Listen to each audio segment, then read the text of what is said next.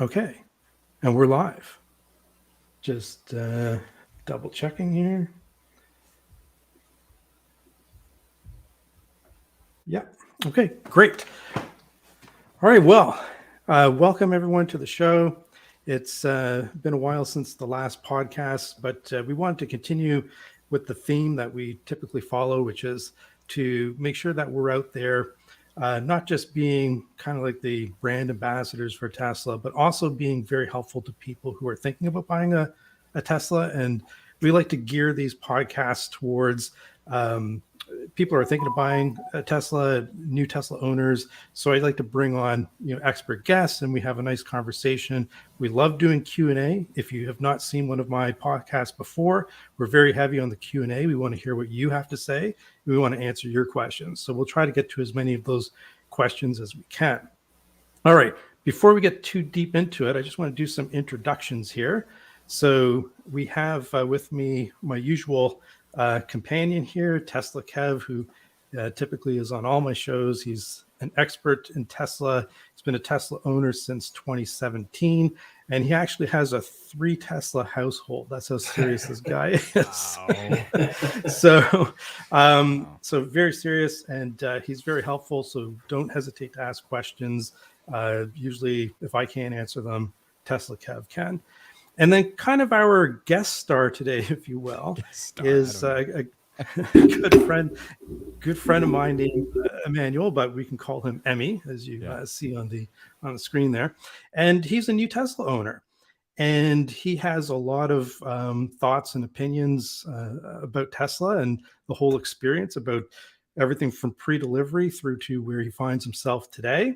By the way, he's also exceptionally knowledgeable about Tesla too. He did a lot of research before buying a Tesla. And I think he's going to have some very interesting stories for us. Matter of fact, before we get started, I think this was either the day you picked it up. It might have been the actual day you picked it up or the day after. I can't remember. I think it was the day after I picked it up. It's the day after you picked it up.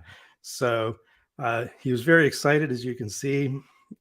Came straight to my house to show me his Tesla, and it was beautiful, of course. So we've got some very serious Tesla people here, EVs in general, and hopefully we're going to be able to entertain you with some stories today and answer any questions that you might be having about Tesla. So why don't I turn it over and maybe let Kevin and Emmy take a shot at just kind of doing a further introduction of themselves, and then we'll get started.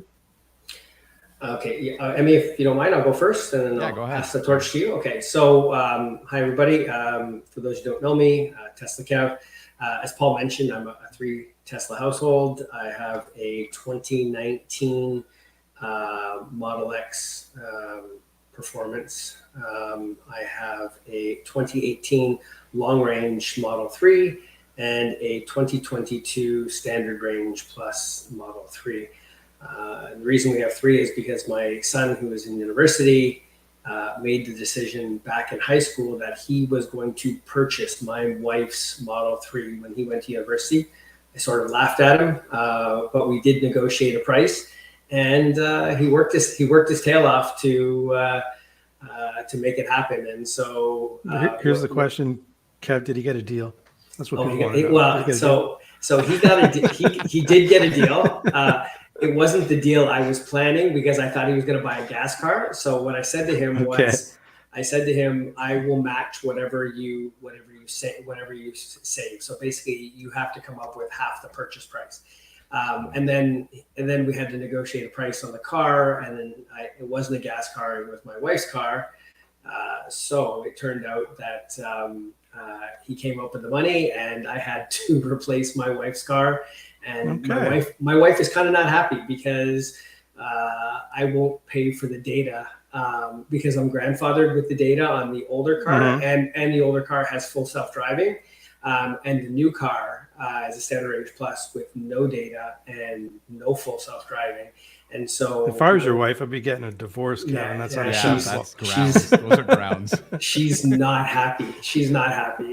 And so that's how we ended up with a 3-car Tesla household. But in general, we're pretty happy, except for the data. That's great. Emmy, over to you. So again, so have we have my Model Y long range, white with white interior and special accessories. We'll talk about more of the accessories because I went a little crazy. And I'll talk about the things I would never, ever do again and the things that I really enjoyed. So I'll do that. And a big surprise was that we are now a 2 Tesla household because we recently just got the second Tesla because You're all in, man. We're all in. Well, again, I have kids. I have 3 kids. We have an interesting lifestyle with our kids kind of all over the place, and they travel the world, and they're celebrities in their own right. And we basically have been, cars all over, always gas cars, always leasing the cars too, which I finally, this is the first time I think in my career, we got rid of the leases and got into the cars, and it was great. Just because the timing was perfect for leases. So I'll talk a little bit about that too, kind of how we made money with the leases and moving over to the Tesla. So it actually worked out even better. But overall, yeah. And then the second Model Y long range that we got, same car, so I can switch tires on each one. Just makes it super simple. But my wife and my daughter use the second car, and they basically love it. And yeah, they've wanted to. But it's the fear. But Kev, it's the fear of, I need to have a gas car because I might use it, right? And that was always the fear at the beginning. But that went away really quick, like really quick. Yeah, that goes away really quick. Yeah. Range anxiety is kind of a thing of the past, but you kind of stole my thunder a little bit on one of your comments there, because when we did the kind of like the pre-work for this podcast, you mentioned making money with my Tesla order. Yes. And on purpose, I didn't ask you for details because I wanted to save it for the show. So this falls under the pre-delivery kind of category. Yeah, pre-delivery. What do you mean making money on your Tesla? Well, yeah, so it was really interesting because we had our leases on our cars, and we always, and it's a very interesting time right after the pandemic. I think the leasing companies didn't realize that, they didn't have the foresight to, predict the pandemic. So what happens is the value of the leases would basically be at the end of the lease would be worth less, right, than what the value is when you have a shortage and supply chain, a whole bunch of things. That was one thing. The other thing was it was only a $250 deposit, right? So everybody has to remember that $250 deposit is better than any investment, like crypto investment or anything else that you'll make, because that $250, literally, it was the month after I ordered it, and it gave me like a 6-month out, right? 6-month out. Said, no problem, that'll come when it comes. I don't worry about it. $250, not an issue, right? And then what happened was a month later, not even, I think it was 3 weeks, the price went up by $2,000, right? That was the first thing. Then a month later, after that, the price went up again, but I think it was like 4,000 or 5,000. I know I think it was a 4,000. I think total was 6,000 on top of that. That's the price increases. So all of a sudden, I'm saying, oh, great. Now, and the price of my Tesla was already set because the 250. So it was like set in stone. So great. Then what ended up happening was then they told me, well, the car's going to come sooner. So every week I would get like another notice saying, oh, it's a month earlier or 2 months earlier. And then it was, okay, well, now it's available in the next 2 weeks. Do you want to come in and pick it up? Like we can, do it. And I said, great. And still, I've only had $250 come out of my account. And then all of a sudden I was getting a call literally, I think the day before, when I was getting everything ready, and they said, we have, Emmanuel, we have somebody who is a good customer of ours that wants to take the delivery of your car. If you sign it over when you take it, then you can sell it to them. They'll give you a check for $14,000. So it was literally a $14,000 check that basically would go to me that day. And I said, no, I'm not going to do that. And I don't regret it. Okay. But I did, again, make... Hold on a second. So you turned down $14,000. Yeah. Like, it wasn't... because not everybody would do that. No, I know, because the reality was, what was I going to do? Then I would have to then wait for a car again. I would have to, order it again. And then at that point, the prices had already gone up. There was... They get you on the other end. Yeah, so and the lease of the car, I had already had a buyer for the car. So the lease of the car was already, and the buyout of the lease was 14, no, it was almost 10,000 or 11,000 above what the buyout was. So immediately selling that lease and getting out of that lease was so smart, because at that point then I had a buyer that wanted to buy the car, the lease of the car, and even the dealership wanted to buy it from me. So right away we made money on that. So my cost of my Tesla went down, which means my tax went down too. So immediately because now I was paying less for the Tesla and I wasn't having to pay. So 13% in Canada off the cost of the Delta was basically saved. So right away, that was a few $1,000 in my pocket right there. So that's how I was making money off of my Tesla the first time. But question, the first time I was going to ask about that, because given what's happened in the last couple of months with the economy, and there was a fire sale at the end of the quarter. I got called myself on the very last day. It was December 31st. I got a call from Tesla that says, if you want to upgrade your Model Y to a Model S, you can do it, and you can pick it up today. There's going to be like $10,000 credit, and if you took a demo, and some of their demos had less than 50 kilometers on, they'd never actually been used as a demo. I could have saved $20,000 on a Model S. So, but I think you guys know the story, because I told you they only had white on white. Oh, there you go. And I just couldn't do it. That's just not me. But anyhow, okay. Kevin, let me throw it to you for a moment. Do you think today that the same kind of thing would work out, given what we've seen in the economy and maybe even a slowdown in demand? My camera's freaking out here. No, as of right now, I don't think it would work the same way. So like Emmy, I did make a lot of money off of the purchase of my Teslas. So with both of my first two, the long range Model 3 and my Model X, I got $14,000 rebates back. Thank you, Liberal government, back in the day.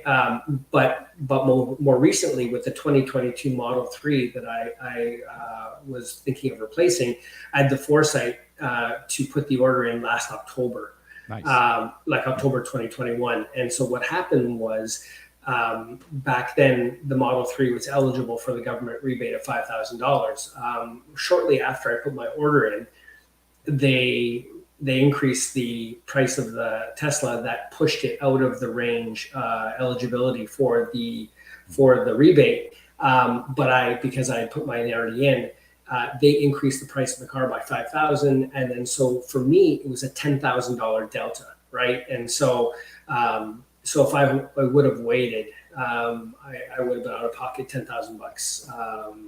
And so when you look at the 14,000 I saved on each of the first two cars, plus the 10,000 on this one, it's $38,000 over three cars, which is nothing to sneeze at, right? So part of it was obviously luck and timing, but I do think to answer your question, Paul, in a long roundabout way, I do think with the government's recent announcement, and I know there's a lot of governments around the world that are also making announcements similar, saying that there's going to be no more gas car sales in Ontario by 2035, or various different areas have different dates, 2030, I've heard 2040.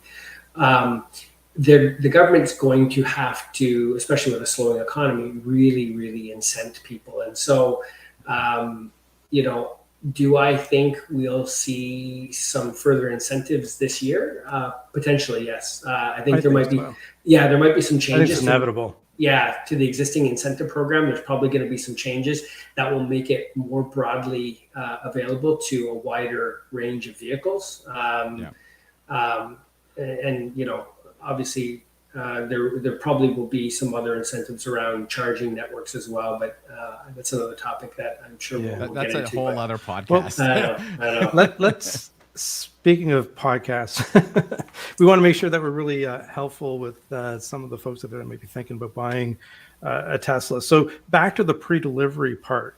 So Emmy, from your perspective, as a new Tesla buyer, what kind of research did you do ahead of time, and maybe walk people through that process and how you arrived at a Tesla and the type of research that you did?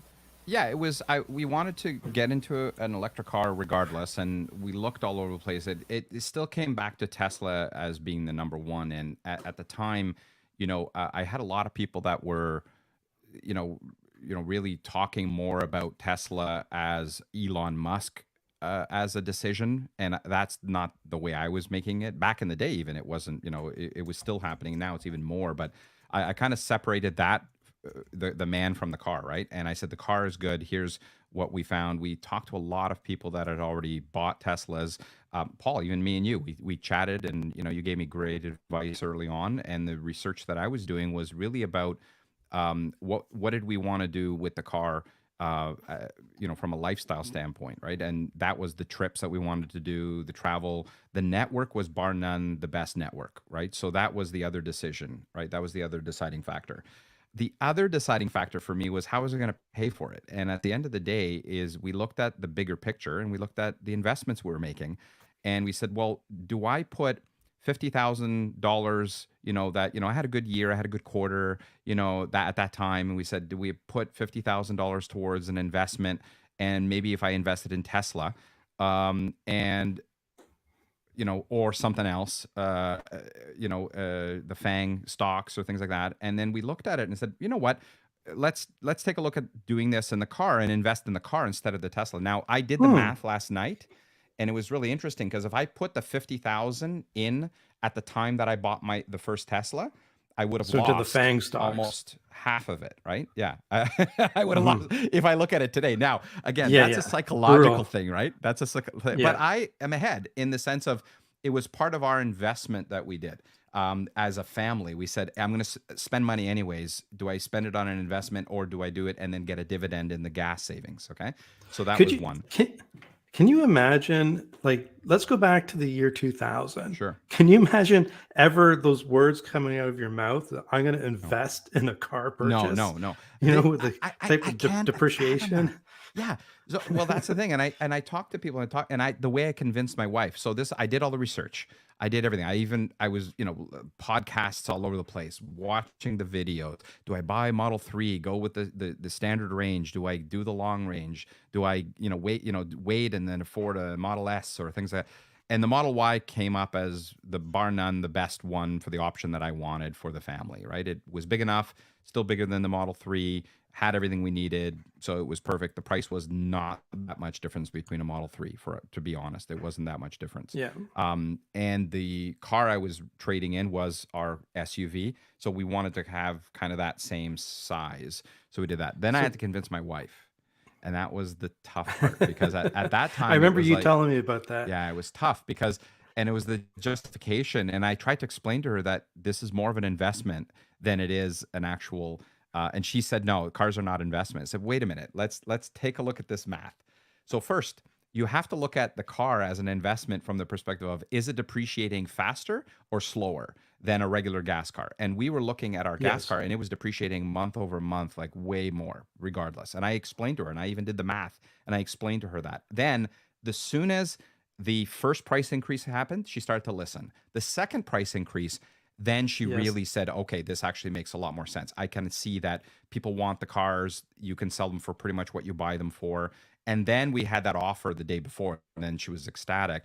Now, the reality was she didn't know about the offer for the car until after, because it was a surprise for her too. So we actually had to surprise her with the car. So we had to drive to Tesla to do a test drive. Meanwhile, the car that she test drove was the car we drove off the lot.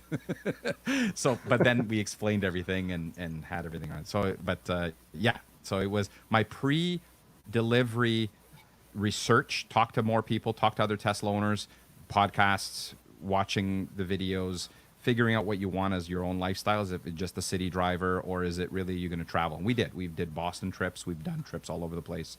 So yeah. Okay. So question for you. We'll get to some more of that stuff, but what other EVs did you consider, or was it just Tesla? No. So, well, everything came back to the Tesla, and then I love the style of it. But again, it was at the time, there wasn't like the Iconic. There was a few other options. I looked at, do I wait for the Porsche Taycan? And that was a pipe dream, right? It was, and it wasn't really something that was realistic. And then at that time, when we started to look at all of the electric vehicles that we did have, I started to get all of the horror stories of the network. So traveling, charging. So I spent a lot of time with the network conversations and understanding how people were having such a horrible time with the networks of non-Tesla cars. And that really convinced me. And then at that point, I just stopped looking at the other cars. So I want to pause you on that point, because I think it's very important. And I know TeslaKev here is going to have some strong opinions on it. So I'm probably going to throw this to him. But I know that when you bought your third Tesla, Kevin, did you consider anything else, or was it Tesla or nothing? And what role did the charging network play in that decision for you? Okay, so short answer is this charging network is everything. If you do not consider the charging network as your primary deciding factor, what you're buying is a city car, right? So you're buying a car that you cannot take a trip on. Because I don't know how many American friends we have on the call tonight, but in Canada, the state of the public charging network is less than poor. It's garbage. It's expensive. It's garbage. It's expensive. It's broken. It's unreliable. You cannot reliably take the car out of the range of your home. So straight up, that's the short answer. The longer answer is I have spent and wished for other companies to challenge Tesla. I think we all want more competition. And we think it's coming every year, but then it doesn't. But it doesn't. And so so number one, I don't know why the car manufacturers are not all banding together and coming up with some type of charging solution, or the governments or anyone, frankly, because I've been waiting for 5 years. As you mentioned at the start of the podcast, Paul, I've been a Tesla owner since 2017, and I've been waiting to see when people are going, or when companies or the governments are going to figure it out. And it seems like there's no company or government that's interested in tackling the charging problem. So that's the big one. The second thing is I've test drove a lot of different EVs. I test drove the Ford Mustang Mach-E, the Volkswagen ID4, the Hyundai, what's the next name of that one? God, it escapes me, but let's put it this way. These cars they would probably impress people coming from a gas car because, they seem peppy compared to a gas car, but in my opinion, very, very few Tesla owners would be switching to these cars because they lack fundamentally basics that we have and love in our own cars, right? Not the least of which is a touchscreen that actually is responsive right away. Like when you touch these things in these cars, you can tell it's a car company, not a software development company. That's a very good point, Kev. The menus are terrible and they make no sense. And the Mustang Mach-E, I don't know if anyone's test drove one, but it's got a dial in the middle of the screen. I don't understand. That is very strange. I don't understand what the point of that is. And I used it and I couldn't figure out how any of the menus were organized. It's just, the situation is there's a lot of car companies that are trying to just take gas cars and electrify them and do things the same way they've always done things. And that's just not going to cut it going forward, right? So there needs to be a sea change, both in the charging network and in the approach that a lot of companies take towards the development of EVs going forward. So, and one last point before I turn it back to Emmy, I did the math the other day on all the money I've saved in gas using the average gas price since 2017 over the 300,000 kilometers I've driven over all my cars since 2017. And basically what I've deducted is my third car was free. Nice.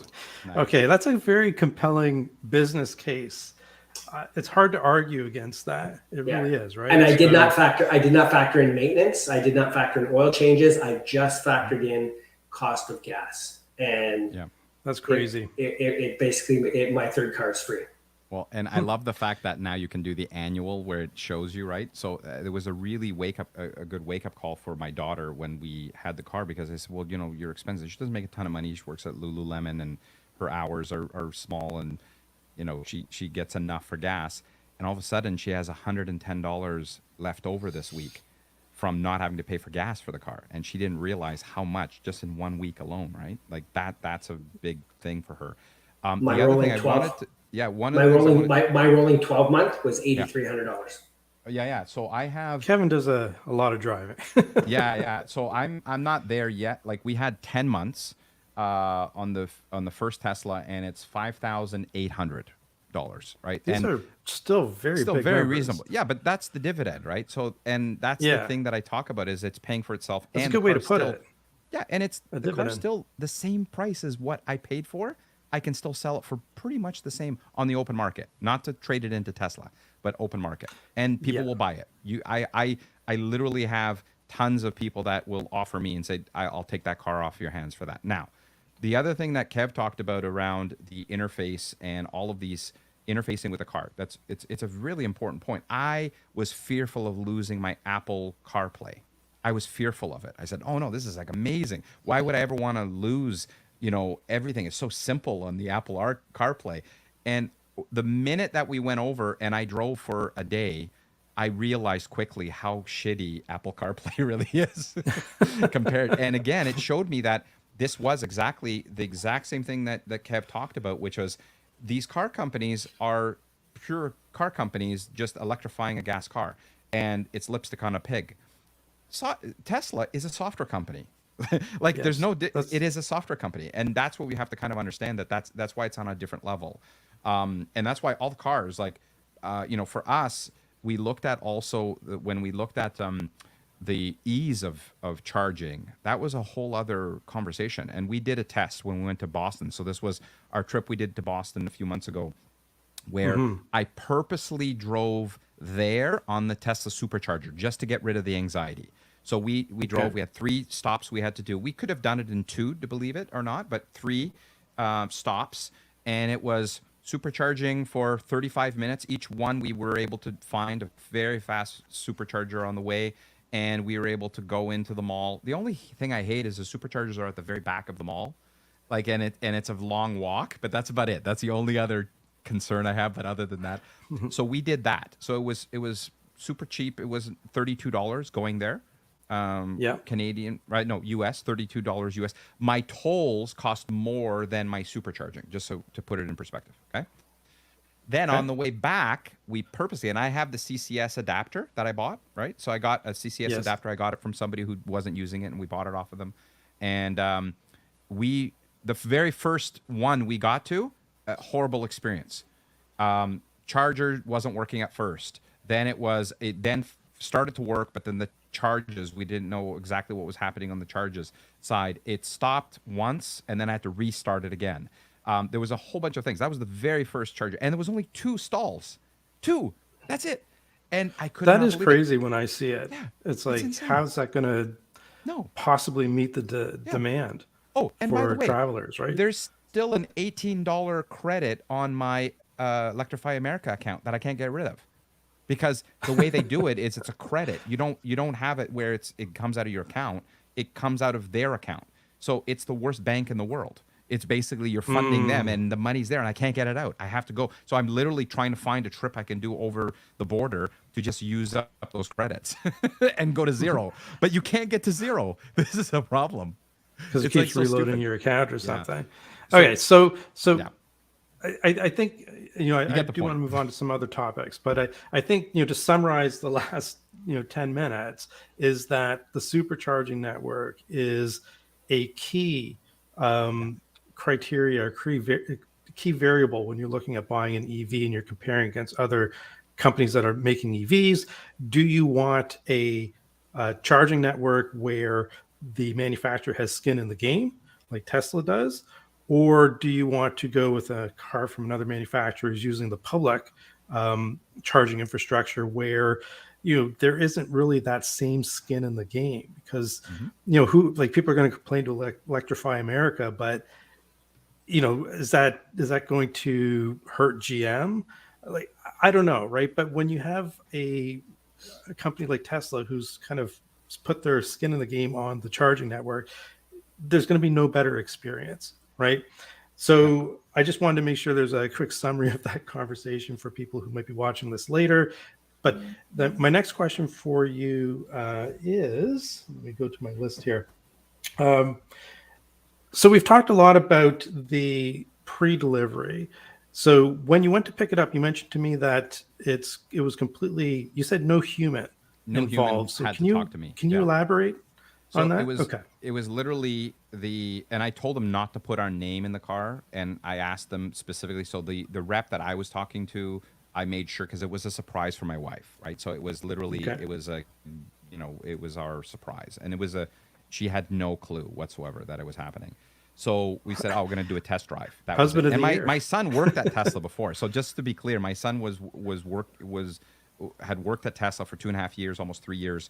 And so we knew kind of everybody, we knew kind of all the folks that we needed to talk to, all that. So it's fine.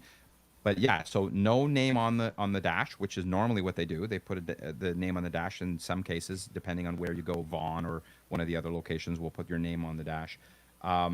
And it was literally go in, car was open, key card was inside, and we just started looking around. Everything was fine. Started up, like everything was there. Turn on the music, do all of that, adjust your seats, everything, and then drove away. Everything else was taken care of all electronically. Everything was done. And even now, the second Tesla we picked up, everything was done on I had to go in to sign papers, but we had pre-done that, right? So I did that earlier in the morning, where we went in and just signed the papers, and that was pretty much it. The check was already there. So it wasn't anything wrong, but I didn't have to talk to a human. So when we went there, it was purely a surprise for my wife. There wasn't no sales rep there. There wasn't anybody there.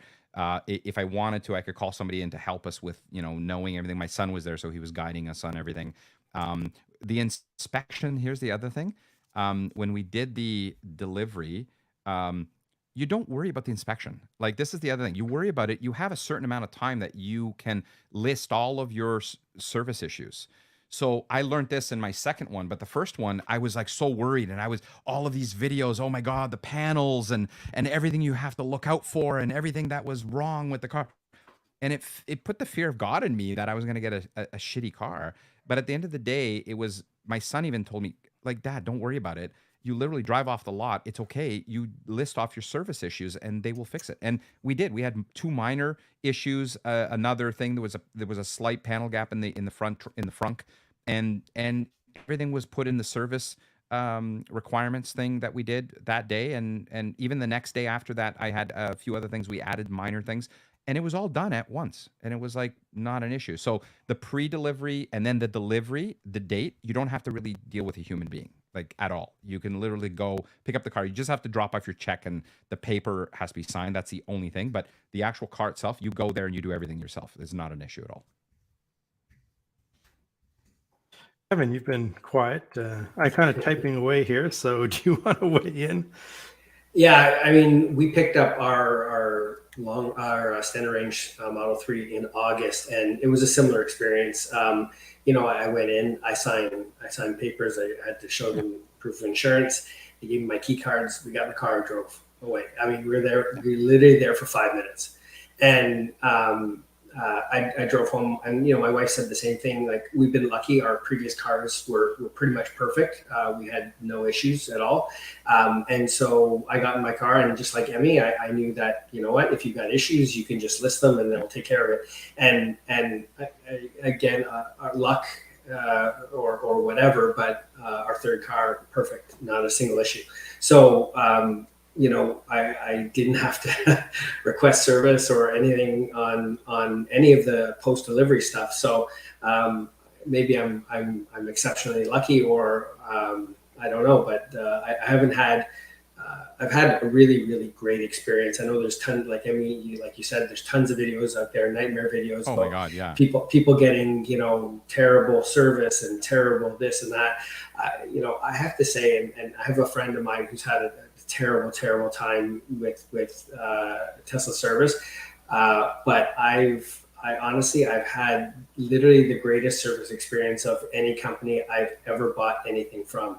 And it continues to this day. Like anytime I need service, they actually do a lot more than I ask, right? I'll ask for this and they'll do this plus that. And they'll say, oh, I found this, or we gave you a 4-wheel alignment because, you know, you should have it done and, you know, we're not charging you for it, whatever, right? But my experience has been nothing but exceptional. And I do know that, you know, that's not everyone's experience, but for me, you know, both the product and the post-sale service has been, you know, untouchable into anything that I've ever had in my life. So any consumer product. So.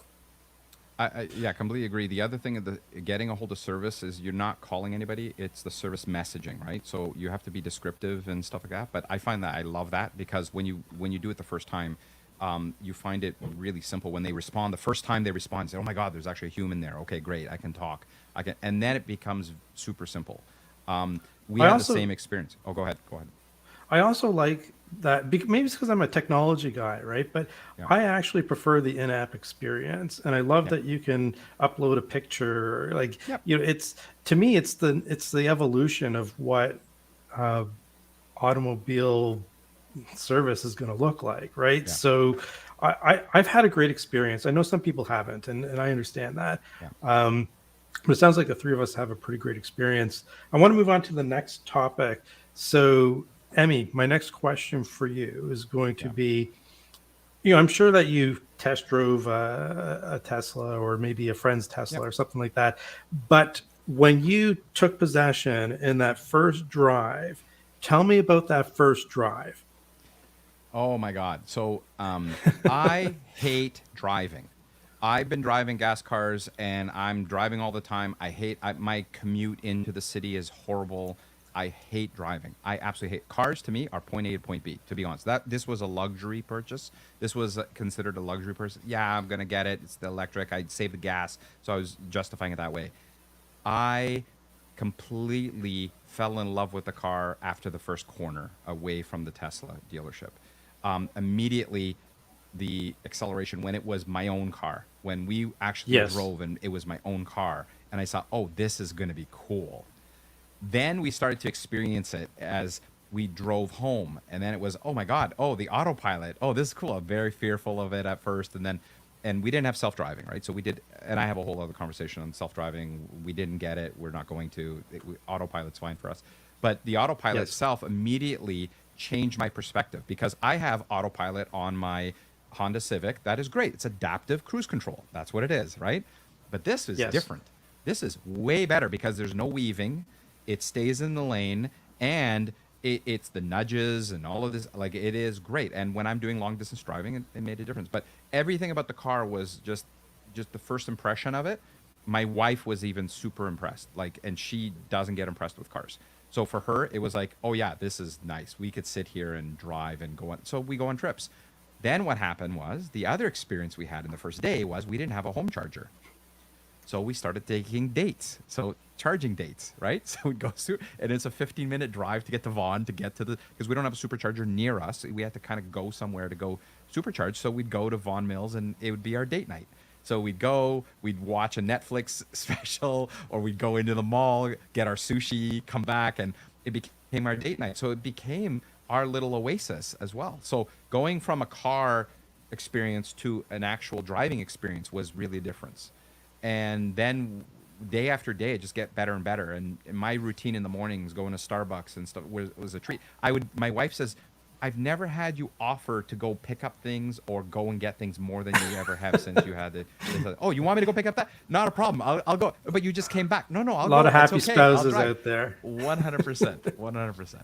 Yeah. I'll go get you your coffee. It was a great experience. I think that's great. And that kind of, makes me think back to my first experience. And I would say exactly the same thing, where it's like when it becomes yours and you drive it off the lot and you have that initial trepidation, but then, you just hammer it, right? And you're just fall in love, right? Like there's something about, not just that because the Tesla is fast, but when you compare it to an ICE car, right? Like there's no lag, there's that torque, there's that throwback into the seat. So I really resonate with what you just said. Kevin, can you think back to when you got your first Tesla, and how did you fall in love? So I have a very specific story. So for work, I'd flown to Amsterdam, 2015, and when I got out of off the plane in the airport, all the taxis were Tesla Model S's in Amsterdam. And so I got in this car, and I'd never even seen a Tesla in 2015.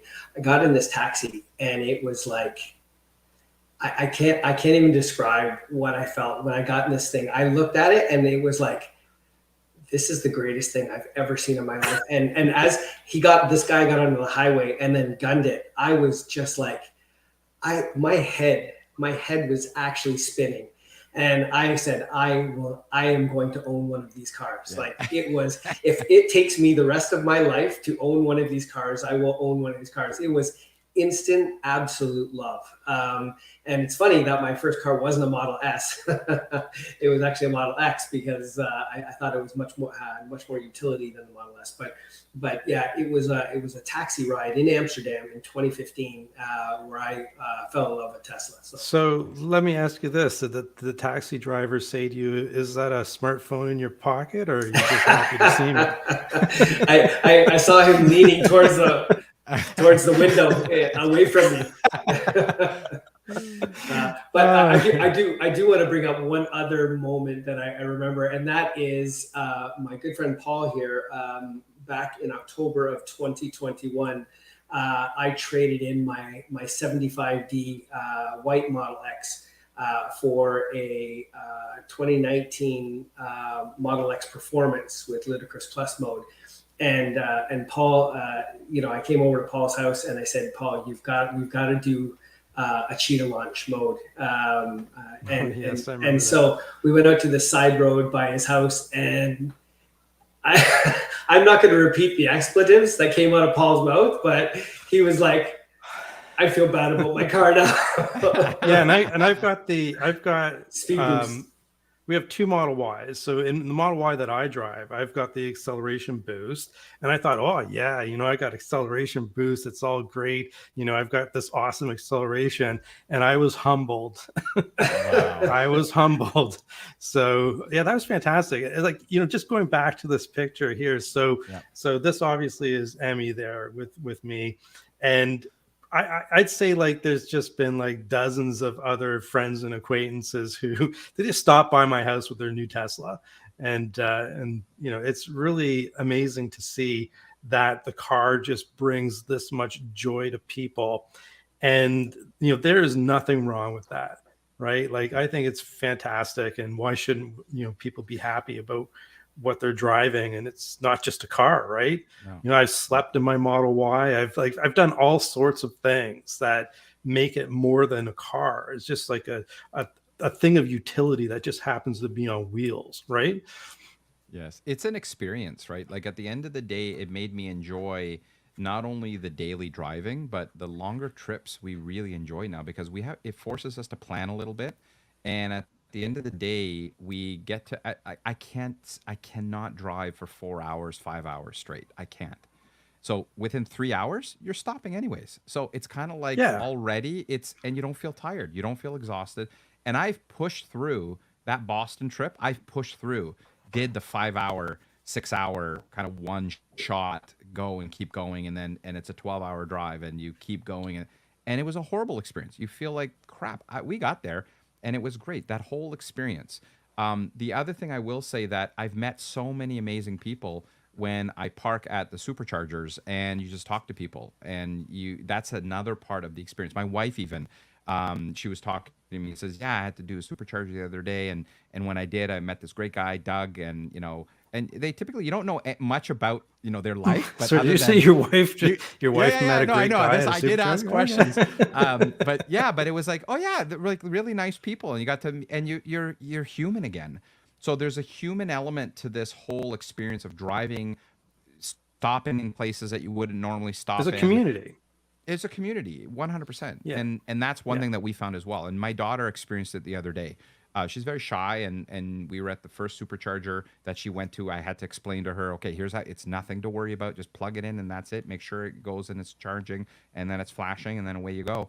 And one guy came up and started to chat, and he liked what he saw in my car. We'll talk about that. We'll talk about the upgrades in the car. And then started to have a chat, and it was just a human experience. My daughter has never experienced that in terms of driving a car and parking and then having a conversation with a stranger. That doesn't happen, right? And she thought it was great. Is like, oh my God, this was actually pretty cool. So that whole experience of driving a Tesla and this whole community piece is a whole other thing that I'm really, really enjoying too. That literally happens to me every day. Like at least one person a day will approach me to talk about the car. And, I have to say, I don't know if you guys get this, but I get this question at least once a week. It's like, so what are you going to do when you have to replace the battery in a year or two? Yeah. That's the same thing.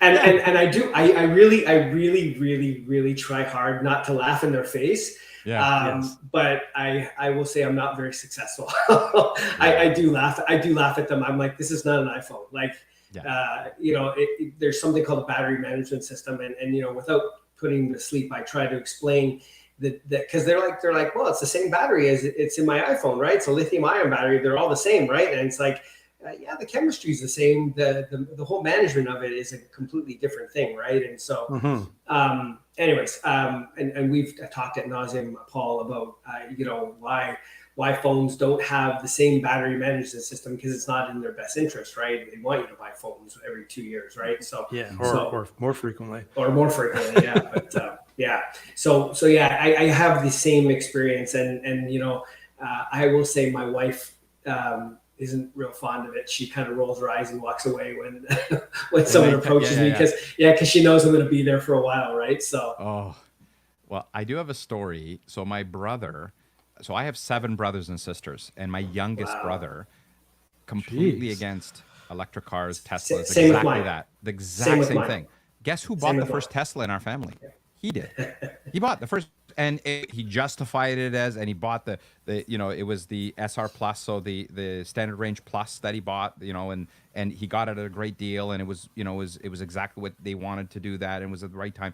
But he was a staunch proponent of gas car is the only way to go, and that's it. And he lives up in the country, and he said, and there's no charging, and your battery's gonna die after the first year. The exact same conversation. People who don't experience it or haven't done the research or haven't driven one always have an opinion about it. Somebody did comment about they're much more prevalent now. Like there's a lot more, and it's not as special.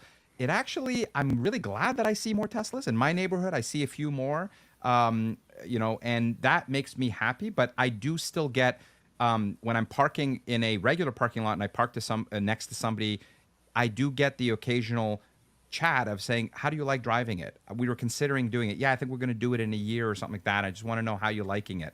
I get a lot of that. So we get a lot of that. So let me ask you this question, and I'll throw it to Kevin as well. I'm interested in what you both have to say.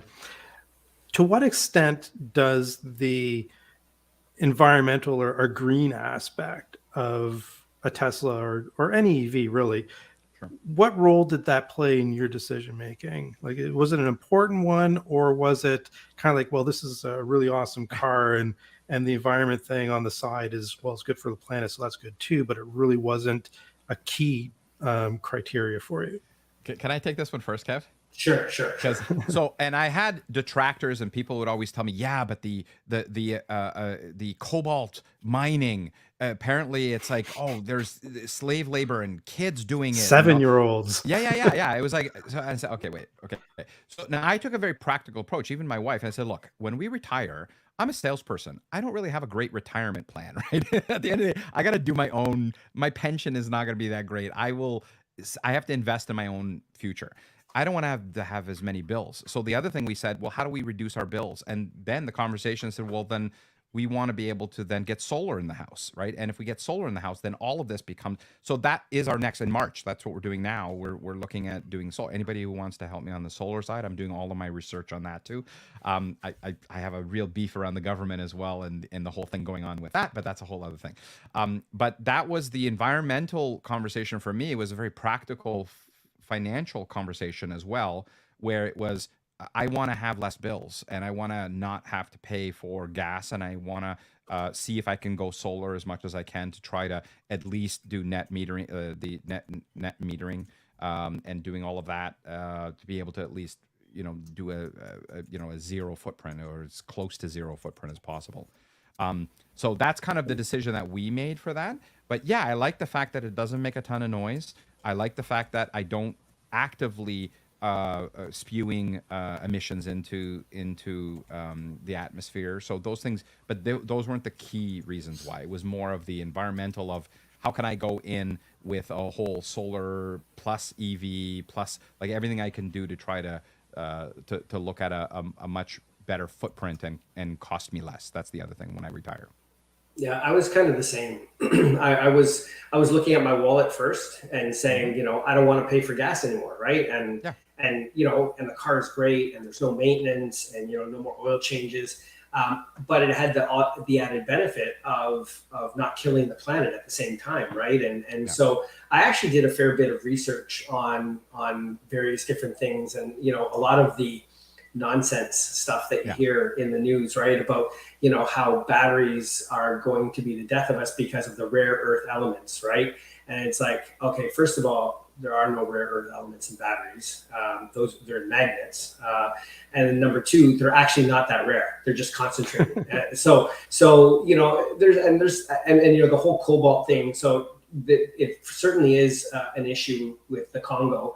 But Tesla many years ago decided that they were going to reduce the level of cobalt in their batteries, and so they lead the world in the batteries with the least amount of cobalt. So less than 2% cobalt in Tesla's batteries as of today. And frankly, 1 in every 2 batteries they sell doesn't have any cobalt because they're lithium iron phosphate batteries, right? Mm-hmm. The standard range plus. Yep. So there's a lot of noise out there. The other thing I hear all the time is, it's electricity, but it's generated. The generated electricity is polluting the planet. Now, depending on where you live, that could have relevance. But here in Ontario, that doesn't ring true at all, because we have no power plants that run off of fossil fuels. Cool. except for the peaker plants. We have peaker plants that use natural gas, but they only kick in when the grid is overloaded. So they're very rarely on. Most of our power in Ontario is hydroelectric, nuclear, or renewable like solar and wind. So for me anyways, it was nice to know that I could save some bucks. And you're right. I mean, I have my name in on the solar roof on Tesla. Yep. I've had my name on the reservation list for actually a number of years. So I'm looking to build an ecosystem where I've got a solar roof, a power wall, and my Teslas. And so because I don't want to pay for gas. I don't want to give money to big oil companies, right? And so so I want to pay less, and I want to do good for the planet. But obviously the wallet comes first, and if you can do good at the same time, that's just the cherry on top, right? I think that's what resonates with me, right? Because the vehicle on its own, like a Tesla, it stands on its own merits. It stands on its own merits, right? As far as like comparison to any other vehicle, whether it's an EV or an ICE vehicle. Right. But it's like having the cherry on top, right? When you can also have that conversation about reducing dependence on big oil and all of the things that, the bad things that come with that. And like, a lot of people like to cite Tesla for receiving subsidies, but the oil industry receives more subsidies than I think any other industry. Yeah. You can correct me if I'm wrong, but at least last I read about it. 15 billion last year in Canada.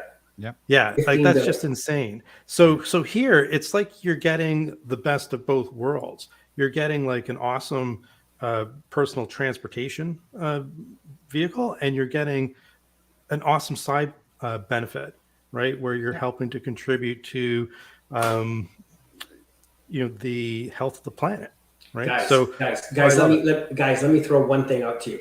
Sure. You know that ICE cars, you have to, if you want your maps updated, you actually have to go to the dealership and have your map updated and pay them a fee to have that done. And sometimes they'll be nice to you and say, we will waive the fee because you're a good customer. What? Oh no, yeah. What? How many updates No, has your car ever received? An ICE car. How many updates have you actually received? Zero. Typically zero. I remember one time when I had a BMW, they sent me like a USB stick, and I had to stick it in, and it didn't quite work properly, but I ended up getting it to work. But there's just no comparison about the business model of the future, right? It is what Tesla is doing. The whole dealership network. I really struggle to understand what value they're creating today versus the direct consumer model of Tesla. Well, right? Paul, you have to remember that GM they're leading the way, man. Yeah, yes. Well, did you hear they're going to be launching 40,000 chargers at their dealership network, and their dealership network apparently is within 90% of the American population. Now, if there's a slight but they're doing problem. level 2. I was going to say there's a slight problem with that. Yeah, level 2. So you're going to go to a dealership and sit there for 7 hours and charge your car. They fully understand. They can sell you another car. Yeah. It's insane. This is they will probably try. It's absolute insanity. So now the other thing is, all of us here have experienced this. My car is better today than when I first bought it.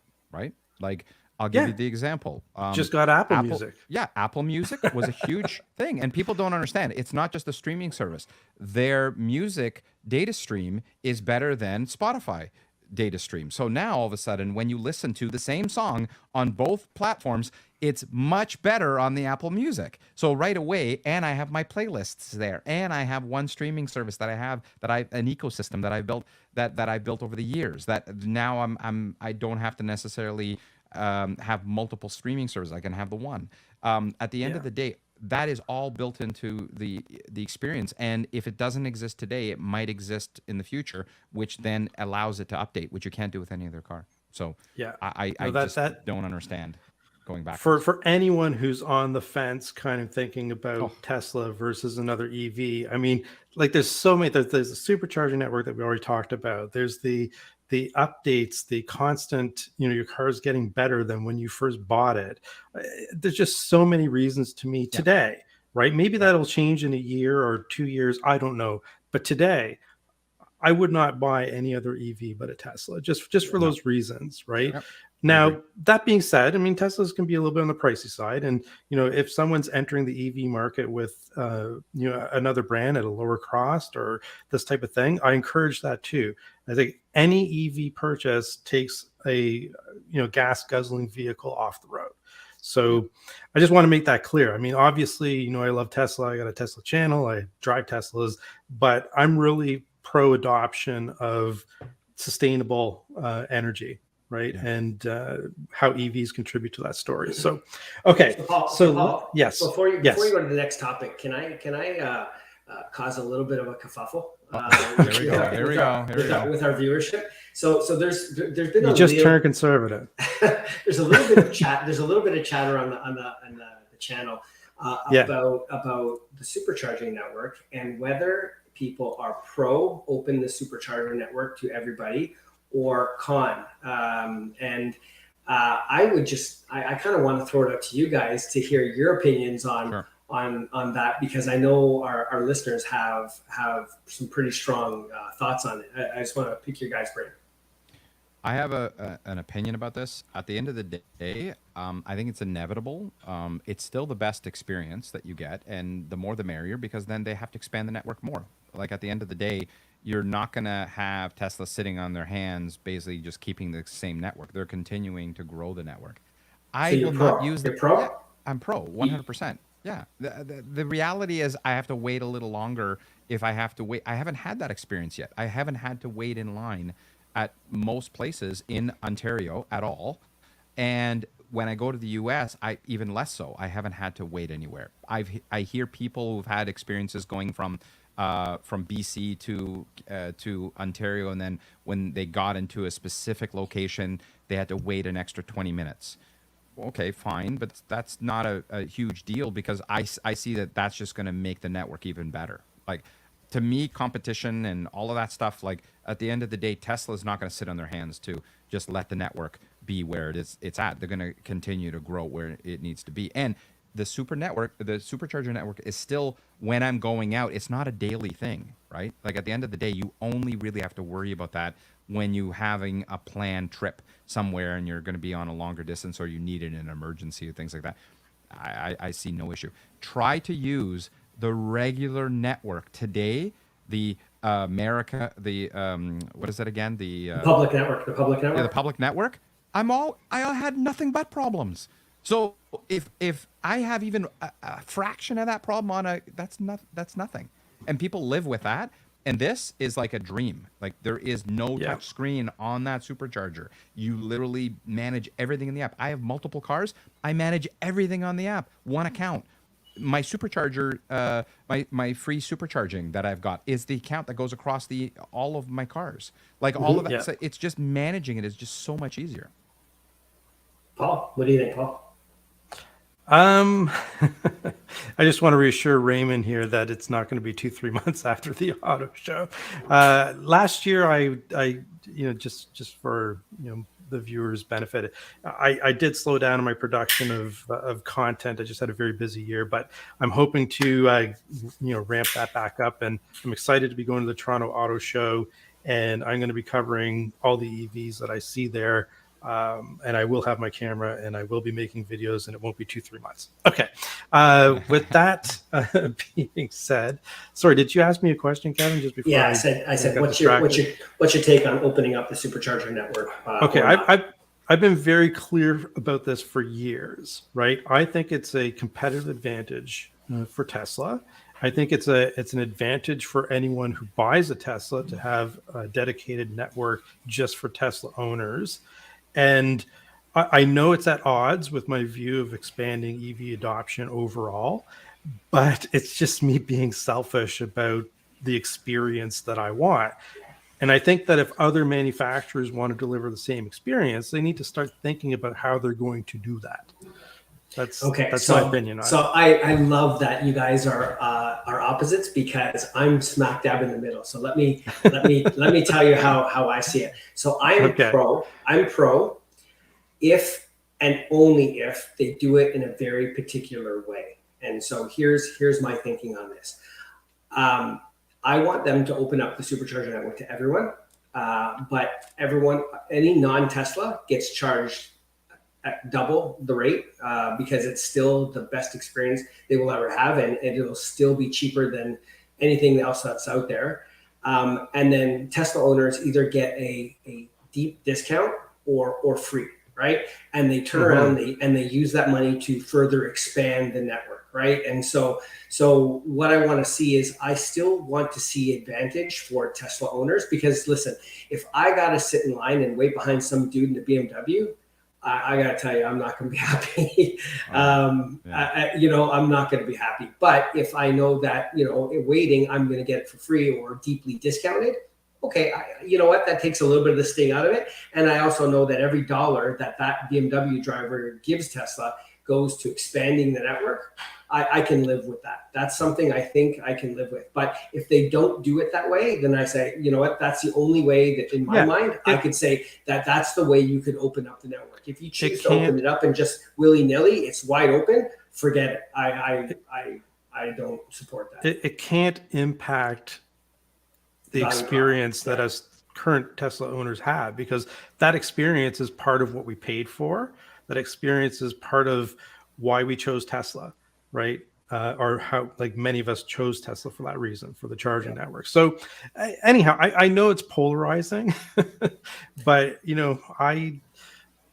I'm going to play the selfish card on this one. Just one point. I just saw wrongly. I just saw a comment in the chat. It should be noted too, and Raymond is talking to Greg about it, but it should be noted that Tesla has offered their supercharging network to any manufacturer that wanted it from day one. They offered it to anybody. And they got literally no takers from any auto manufacturer from day one. And for the life of me, I cannot understand why. I get it, because they don't want to give their competitor company their dollars or their customers' dollars. I get it, to build out a further advantage against them. I get it. All right. But that's going to happen whether it's like putting your head in the sand. That's going to happen whether you join or not. Right. So you might as well get benefit from it. But anyways, that's something that I found when I read about that, I found it astonishing that Tesla offered that from day one and had no takers. Yeah, it's so short-sighted, and I think that's 20, 30 years from now, when you're looking back on it, and whoever the MBA students are of the day, they'll be studying what happened with the traditional manufacturers, and it'll be interesting to see the conclusions 30 years from now. But I think you're probably going to be somewhere in the ballpark there, where they had a chance to, I think, play a larger role in the overall experience of their customers, and they chose not to. So it's a little bit unfortunate for overall EV adoption, but the manufacturers are playing this game their way, and some of them aren't going to make it. Right? That's true. Capitalism. Okay. Gonna work. So I know, just in the interest of time here, there are a couple of other things I wanted to get to, but I mean, we pretty much covered most of the agenda. We just kind of got sidetracked a little bit along the way, but great conversation nonetheless. One thing I wanted to bring up, because when we were talking earlier, Emmy, you mentioned something about yoke or not to yoke, and you had a story about it. So yeah, well, let's talk about that. So again, I'm a huge yoke supporter. I think you both yoked. Yeah, we both have yoked. Okay. So I yoked because of Emmy. I yoked. Yeah. We both yoked. Okay. So that's one thing. That was one of my very first big upgrades that I did to the car. And again, understand that the yoke that I got was a third party, so it was an aftermarket. However, it is an OEM steering wheel that the sides have been basically cut out and adapted to be a yoke, which makes it even better because the fit is perfect. There's no difference. You lose nothing. Okay. There's the heated steering wheel Hancho. We're not sponsored by them or anything like that, but they were the ones I bought. Great service, everything was fine with it, and I got mine in white leather, and it's beautiful and easy to clean, no issues at all. But I find it a phenomenal experience going on long distance trips. It's the first thing that anybody who drives with it, the first thing they hate about it is, oh, how am I going to park with this? Because I can't, there's nothing to grab in the middle, and it's very frustrating. And now I'm going like this, and they make those, but you Sorry, drive you're going with like it this? in a very, yeah, and it's a very simple, and you get used to it really quickly, because I got used to not having to hold the top of it very quickly, and it was no issue at all. And Kevin, you tell me if I'm wrong, but driving it on autopilot, touching it when the sensor goes off, it's like literally feather touch. Like there's nothing that you have to really do. So that's the other thing. My wife hated it. She literally wanted to return the car when I got it. Then finally, this is what happened. Yeah. We pulled up, and I don't know if a cute guy that pulled up and started to talk to her or something, but then all of a sudden it was like, oh, your wife is talking to a lot of guys. I know. I gotta keep an eye on this. That's why I'm glad that the dog mode, the security camera in the Tesla works. But here's what, and then it became, oh, I'm actually pretty proud of it. It's unique. It's very different. And the experience of driving a Tesla, where you have a car where you're driving it, where there's nothing in front of you at all. No dials, no screen. It just makes the whole experience of driving that much simpler. And for me, I just love the uniqueness of not having to worry about anything in my way when I'm driving, and that's it. Mm-hmm. So that's what I experienced. Yeah, for me it was similar. I was a bottom wheel driver, and so for me it was instant love. I loved it right away.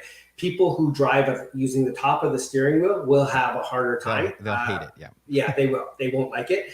But I have to say, I think, so what Tesla did, for those of you who don't know, in the new Model S and Model X, they have a yoke and they have no stocks, no turn signal stocks, no nothing. Yeah, and there are buttons on the thing. I think that we have, the best of both worlds. We have 100%. Stocks, we have the stocks, and we have the yoke, right? And so the learning curve for me was non-existent because I didn't have to learn buttons or anything. I had my turn signal stock.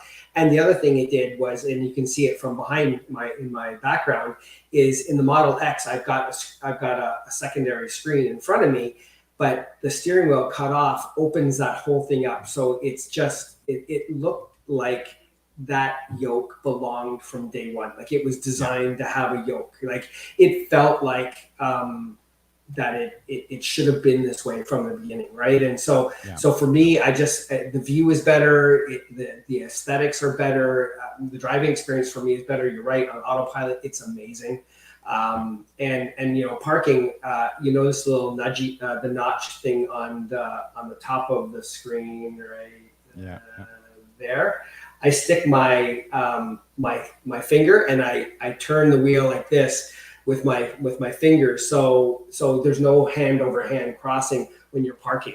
So for me, it's very, very simple. It was not a steep learning curve. I really enjoyed it. And don't you feel that they should be giving you a flight suit when you're now getting into your car? Because you feel like you're literally like when I go through drive-thrus, a car. when I go through drive-thrus, everybody makes a comment. They're my God. Right? So I got one better for you. How many times have you been stopped by the police, not to get a ticket, but to talk about your yoke?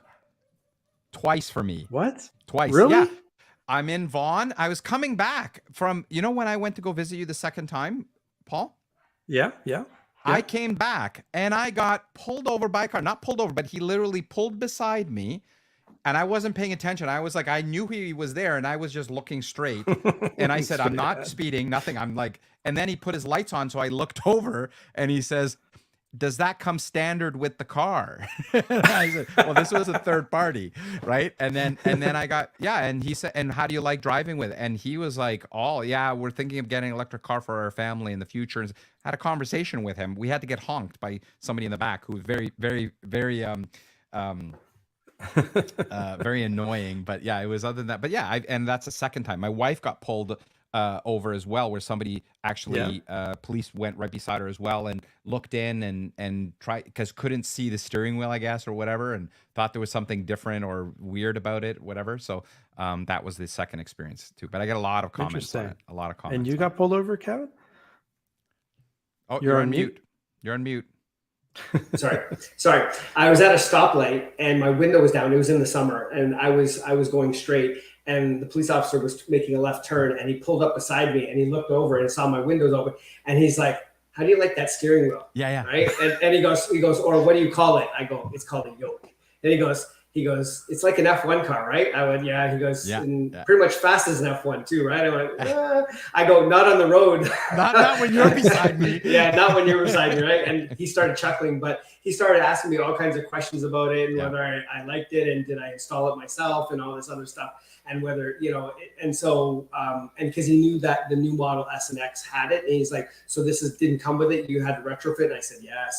So we had a whole conversation. Luckily, it was one of those long lights, but it was a really interesting conversation. So it wasn't so much getting pulled over. It was more of having a friendly conversation with your neighborhood police. But it's first off where you feel like you're getting pulled over. I did get pulled over. I did get pulled over because I wrapped my car. So I had a red. My car was originally red, as you can see from the screen, and I wrapped it in a satin matte gray, and I forgot to change the ownership. So apparently, just so you guys know, if you wrap your car, you need to change your ownership color. Wow. And it's free to do that in Ontario. It's free, but I did not change it. And so the police officer pulled me over and said, when I pull up your license plate, it says your car is red and it's not red. And he goes, did you wrap it? And I said, yes, I wrapped it. He didn't give me a ticket or anything, but then we started talking about the yoke and the wrap and everything else. But he was very nice about it. But he did pull me over. So this isn't yoke related, but it's definitely Tesla related. Like, how when you go for Canadians, when we go to the US and we drive across the border, the border crossing people on the US side, I don't know what they're called, border service agent, I don't know what they're called, but yeah, they are usually like, what word can I use that maybe is not too offensive? They are not nice. Okay. They are not pleasant. They are professionally unpleasant. Yes. But a couple of times I've gone over and I've just had a wonderful experience because the border crossing agent, would be, let's talk about your Tesla. And we would just have like a conversation about a Tesla and it'd be on your way. Yeah. Right. Yeah. So, it's interesting to see that kind of stuff happen. Just community wise, right? There's a little bit of people look at it and said, oh, wow, like I would love to drive that car, or I'd love to have that in the future. So they have questions about it, but they don't want to say too much, but there's still a smile on their face. Right. But that's what I find when I've crossed the border over on the land bridge, and I've had the same experience where it's like I have a conversation. They'll ask me a question constantly. I'll get one question or two questions, and then from there I just go on, no issues at all. Yeah. I have 3 test drives booked with various different neighbors over the next couple of weeks. You are a true ambassador, TeslaKev. In case anyone doesn't know, I mean, like, honestly, Kevin will offer anyone to drive his car. It's actually quite amazing. And I know that I have a 100% conversion. 100% conversion. Nice. Yeah. You assume a little bit of risk, but the reward is worth it. Yeah.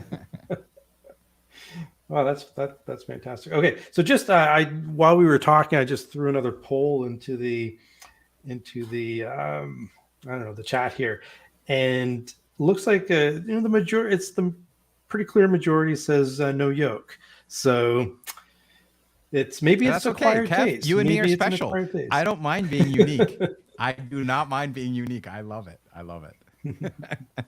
It's hard to like it if you've never tried it, right? So you kind of have to try it before anyone will say, you know what, I'd rather do that, right? And so so I think that's a fair poll. So okay, so let's do kind of a little bit of a lightning round because we're running out of time.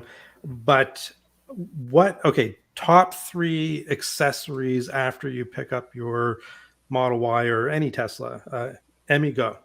Sure. The accessories for all of the cubbies, that's a necessity, and the floor mats. Those you have to buy, because I have had to do that, and that's the first thing that you have to buy. Makes a huge difference. Kev, you go next, and then I'll go back.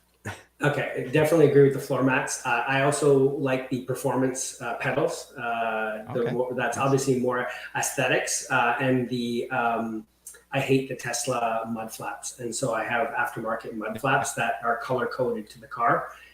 They make a world of difference, and so those are the biggies for me. Okay. Another, I don't know if this falls, I guess it would be accessory versus an upgrade. I don't know, but I know, Kevin, you feel very strongly about PPF. So why don't you talk a little bit about the importance of that from your perspective when you pick up your Tesla?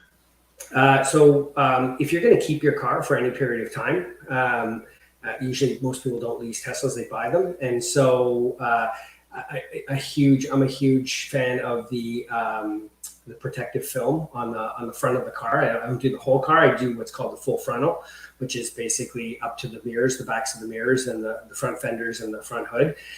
Because of the way Teslas are shaped, especially the Model 3 and the Model Y, they have a fairly broad and flat, front. And flares out. Yeah, well, and the butt as well flares out as well. But the front nose is fairly wide and flat, and so you'll get a ton of stone chips there if you don't put PPF along the front and the sides as well. The mud flaps do a really good job of keeping the back end doors safe, but I know that Tesla's started to put film on the back doors as well. So listen, if Tesla's putting PPF on the back doors, I think it's a fairly safe bet that you can, in confidence, feel like putting it on the front of the car is a fairly safe investment. So. Yep. And how do you wrap and do the PPF? Or because I did. So, I did. Yeah. So I did. What I did is because PPF is not designed to be removed. It can be removed, but it's not meant to be. I did the PPF first over the paint, and then I did the wrap over the PPF. Interesting. There's pros and cons with that. One of the cons is that your wrap will get stone chips, right? And so because it's not as thick, the wrap is much thinner than the PPF, right? And so, but the car underneath is fully protected, right? So because you may want to remove the wrap in a few years, but that's why you wouldn't put the PPF over the wrap, unless, of course, you decide that you want to make that wrap permanent. So, okay, next rapid. What did I call it before? Rapid fire. Rapid fire, whatever. Tint or no tint immediately after picking up your Tesla? Absolutely. Yes. 100%. Absolutely.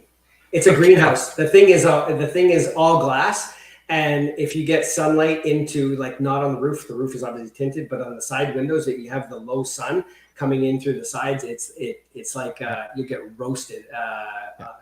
And it's really not quick. Expensive. It's not as expensive as people think it is, because the backs are already tinted and the sides. So yeah.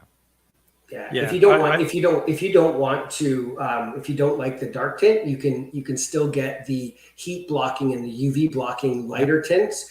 So it's not like necessarily ceramic. Yeah, it's not necessarily an aesthetic thing. If people don't like the dark tint, I'd still recommend getting a lighter tint with the heat and the UV blocking, because it's good for the inside of the car. It's good for you.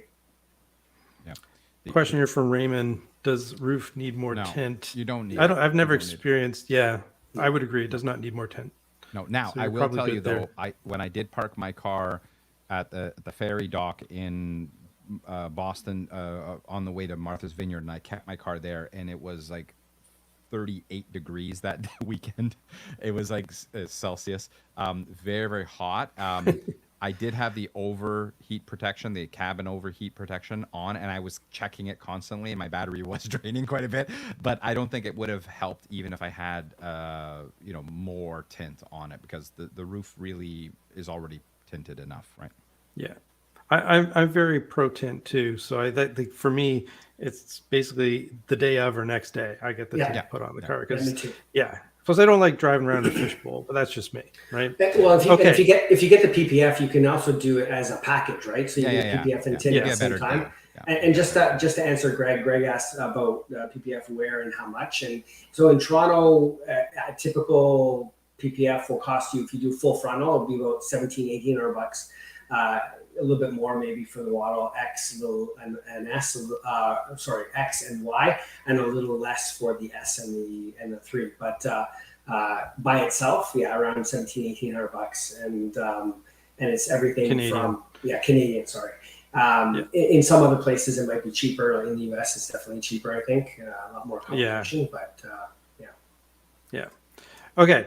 Next rapid fire question. If you had one piece of advice, only one piece, so your top advice for anyone thinking of buying a Tesla, what advice would you give them, Emmy?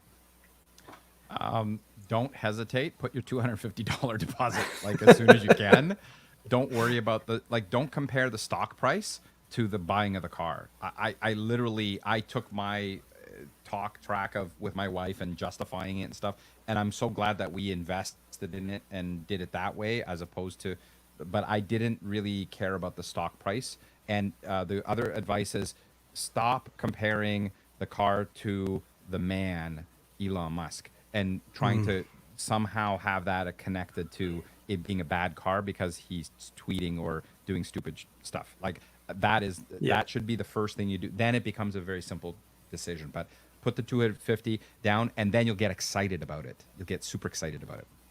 Yeah, so I just along those lines, I mean, I've had two groups of people I've talked to over the last year. People, I tell them, you know what, just put your name on the list, get yourself in line to get a car, because you'll have all kinds of options. Even if you don't want to keep the car, you can sell it. I mean, there's tons of options, right? And what's happened over the last year is all the people who have done that have come back to me and said, "Oh my God, thank you so much for pushing me." And the other people who didn't go, "Oh my God, I can't believe I didn't listen to you." Right. And so it's literally been 100% on both sides that took that approach. So you're 100% right. Get your name on the list and just, you know, give yourself options. Right. And so that's one thing. And the other second thing to your point on you know, Elon Musk versus Tesla. I ask people all the time, you know, whether you disagree or agree with Elon is besides the point. How many products that you buy do you know what the CEO's personal views are? And do you care? And actually, most people don't know and don't care.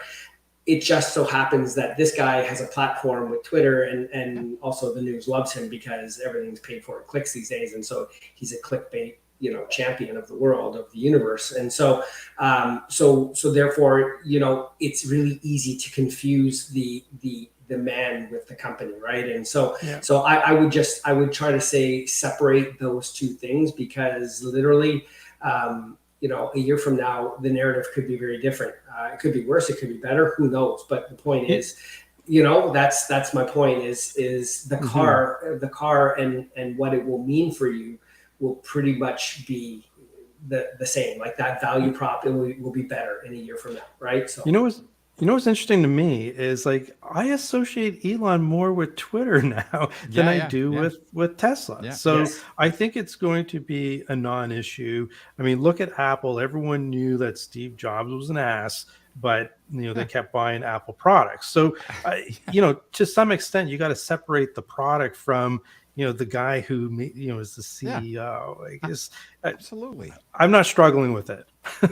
But that's one thing. People will not put the 250 down. They want to get a car. They want to get an EV. They're going to eventually. Yeah, fine. Then put it down. And then if you have to delay, delay. If you're worried about getting the best deal, do it at the end of the year. Or when the deliveries are lagging, then get the best deal that you can get. Like, just, you have options. You have options. So. Now, just one fine point on the CEO thing. There is one exception, guys, that I have to point out. You know, you might want to get out a Chevy Bolt or a Hummer, because Mary is leading the way, and that CEO. That's what I just commented. Oh man, like, that's just so farcical. Don't even get me started. I know we've covered it on the show before, but that could be its own topic. Yeah. Oh my God. All right. Well, I think, you know, at this point, we're almost an hour and a half into it. So I just want to offer anyone who's stuck with us, first of all, thank you very much. We really appreciate you coming and watching the show. Do you have any last questions for us? Let's give it a minute here to see if any come through. And if not, we'll just call it an evening and, you know. Can I make one last comment? Sure. Things not to do with your car. Okay. That's one thing. Go for it. One thing. So I do not do ceramic coating inside your car. It doesn't rain in your car. This is a big thing that they'll upgrade you on. Do not do that. Okay? Do not do that. And do not overbuy your tires. Like, do not buy too big of a tire, because it does change the drive of the car. I made that mistake. I fixed it, but I did make that mistake. Yeah. Bigger tires, less range. It's just math. It's not. Yeah. All right, let's get some questions up here. Do you guys charge to hire SOC for the winter? 90% I do. Yeah. I do. Yes. I go to 90. I'm 90, 100%. Like, I'm 90 all year round. So. Okay, there you go. I think it's, you know, the data's in, and I think it was maybe 2 years ago when Elon came out and said, you know, it's fine to charge to 90. Yeah, right? he actually said it was good to 95, but the car's not as efficient, because it pulls the regen back, right? That's right. And so he was saying that from a battery perspective, though, 95 is okay. So when I heard that, I was like, okay, I'm just going to set it at 90 and forget it, right? And so. All right, next one. What tires do you get in Canada? 2 sets. Yes. Yeah, we have 2 sets. So winters and all seasons, I guess. Yeah. I have the Viking Contact 7s for the winter, and for the price, I've been very, very happy with those tires. Kevin? You guys, if anyone's been on this podcast before, they know that I have absolutely think that the Continental Viking 7s are the best winter tires Same for here. the money. For the money, full stop. Same here. I think we all go to the same tire guy, don't we? Yeah, I think we do. Mike. Yeah, we all go to Mike. Back when I had a Model X, just moving on to Umesh's question here, I had problems with the half shaft. I think, Kevin, you have had problems with the half shaft. Any advice? I just had it done 2 weeks ago. Okay. Sorry, what is the half shaft? Sorry, am I lost on this? So so the Model X has a very specific issue with these half drive shafts that that because it's so high off the ground, it has more more of an angle from the drivetrain to the wheels. Umesh, I just had mine done 2 weeks ago, and there's a new version of the half shafts out.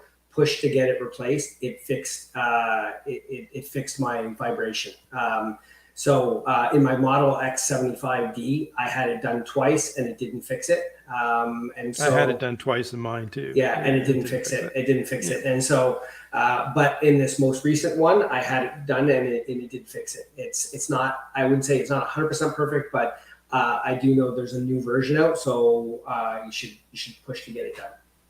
Okay. Can I take this question? Yeah, sure. Say the question. I'll give the answer because I have Okay. Do you get smaller wheels for winter tires, potholes, and other messes? Yeah. So I had the experience because I had the maximum tire. So on a Model Y, and the Model Y has the worst suspension. The 21, 22 models were really bad suspension, and it was a very rough ride. When I had the 21s, I upgraded to the 21s, and that was a horrible, horrible experience going over a pothole, going over the... Then I had a great tire guy that helped us, and smaller tire with more rubber immediately changed the entire drive of the car. It's comfortable. It's great in the winter. You cannot drive a Tesla in the winter without winter tires. It is a very bad experience. I experienced that. But smaller wheel, 18, 19 is fine, but winter more places. Yeah. Okay, next question from Raymond. Do you guys use SSD for Sentry or original USB? I just switched to SSD. So I'm using SSD. Yeah, I still have USB, so I've got to switch with you guys. I haven't done that yet, but I will. Yeah, I gotta keep an eye on my wife now a little bit more, I think. Well, I think every second story you have is about your wife and her new boyfriend. I have to invest in the SSD, guys. Thanks. All right. Well, looks like. Oh, wait a minute. We've got another one in here. Who's that? Are you guys aware of the new Chevron gas station charging stores? Stores, probably. It's probably charging the stores to have them there. Probably. I couldn't care less. Yeah, no. Yeah, no, I've not heard of that. I tried to use a Petro-Canada one once, and it was beyond disturbing. It was. I tried once; it was broken. Yeah, it's like, it's a horrible experience. It's terrible. Terrible. We already spent a lot of time on the charging situation, but thank you very much for joining me today, both TeslaKev and Emmy. Hope we were able to help some people with some questions and have a little bit of entertaining discussion. And as always, thank you everyone for watching. We appreciate that you've chosen to spend your time with us. And Emmy, any parting words from you? No, just thank you to both of you for the guidance and help. Like the community is a very important thing to have. When you just join any of the chat groups, chat clubs, whatever, anything on a social media, find a friend that has already experienced that. They'll save you a lot of time and energy of the research that you have to do and give you a lot of good pointers. You guys have helped me tremendously, Paul, especially you, early on when we were deciding. It's my pleasure. On it. So it was a great experience, and I'm glad. And I love you both. Okay, guys. Oh, thanks, buddy. Thanks, we love you too, man. Yeah. Kev, any last words from you? To Brian, I also use a T5. Just saying in the commentary there. Precondition. It is winter, folks, and the biggest tip I can give for people in the wintertime is use the schedule and precondition or manually precondition, but preconditioning will extend your range. It's so much nicer to get into a nice warm car than it is a cold car. Precondition, get used to it, make it part of your DNA, and your life will get better. So, especially in the wintertime, right? Yes. All right. Well, on that note, thank you again, and we'll see you on the next one. Electric Canuck, over and out. Thanks, Cheers. Cheers.